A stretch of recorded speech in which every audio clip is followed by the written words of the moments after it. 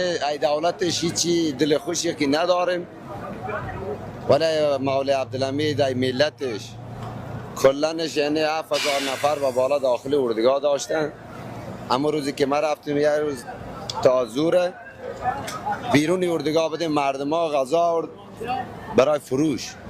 ملتش چند وقت یک سال بعد خبر شد کامل یعنی ماشینا ره وسایلی که خوردنی داشتن گفت آقا یا آتش میزنیم یا دیگه شما برین، ما این مفتی و مردم ما مفتی میاریم توضیح میکنیم.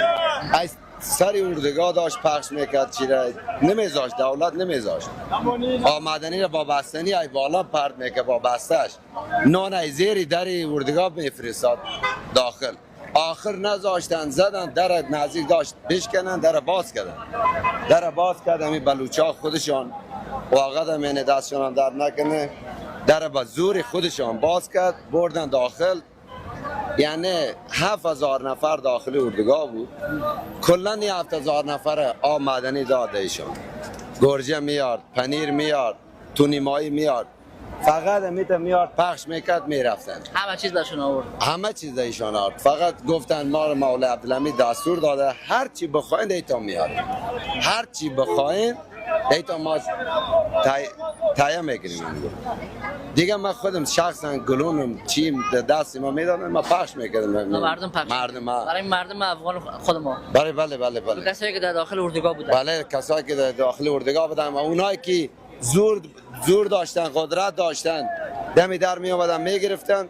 نه او تو نشد، بعد بردن ماشینا را زدن همی در اردوگاه را با چیز زدن. گفت اینا مذهب ماست، اینا سنی هستن، آقا باید ما بریم داخل. ولی دولتش نمیذاشت، با سربازاش با دیگاش جنگ و جنجال هم کردن، رفتن داخل بردن وسایلشون هم برد داخل.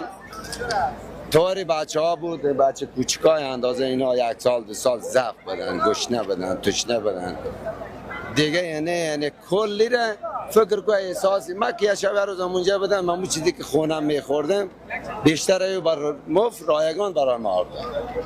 مگرم دولت ایرانی کار نمیکرد. دولت ایران نه فقط ملت بلوچ. ملت بلوچ دیگه ملت پارسش نه، فقط ملت بلوچ. دولتش فقط 4 میلیون تومان، اینا 4 میلیون و 200 اینا هم گرفته. نگاه اینا میبینی 3.5 سال راه کردیم ما، 3 ساعت و نیم 4 و 200 بهی دادیم. 4 میلیون و 200 تنها اینو دادیم. فرمش تمام چیزش هم داریم. ما رو تا 15 وقت داده بود، وقت تا 15 برج 4 وقت داده، ما تا 13 آقا